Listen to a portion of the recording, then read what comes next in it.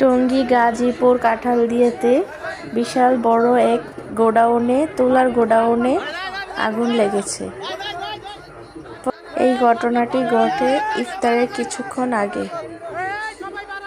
Fire সার্ভিসের লোক আসার আগেই সব পুড়ে ছারখার হয়ে গিয়েছে। তাদের আসতে আসতে মানুষের জীবন শেষ হয়ে যায়। ভিতরে আবার কয়েকজন মানুষও ছিল।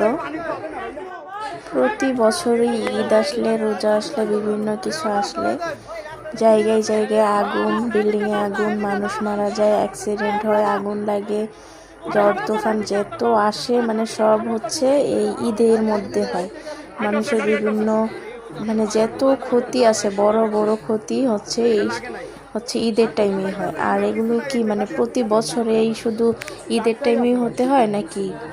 এটা একমাত্র হচ্ছে ষড়যন্ত্র ছাড়া আর হিংসি ছাড়া তার কারো কাজ না। যাদের বেশি হিংসা হয়, যারা বেশি টাকার লোভ সামলাইতে পারে না, অন্যের ক্ষতি করতে চায়, তারাই হচ্ছে এরকম কাজকর্ম করে। আর এটা ইচ্ছাকৃতভাবে যদি না করতো তাহলে এরকমটা হতো না। জায়গায় জায়গায় জায়গায় জায়গায় তাও আবার ঈদ আসলে, রোজা আসলেই শুরু হয়। একটা এক জায়গায় যদি শুরু হয়, তারপরে প্রতিটা এলাকায়, প্রতিটা জেলায় জেলায় দেখা যায় এই সমস্যা ওই সমস্যা। যাই হোক, দোয়া করি সবাই হেফাজতে থাকুক, যে যেখানেই থাকুক ভালো থাকুক। সবাই ভিডিওটা শেয়ার করে যাবেন বেশি বেশি করে।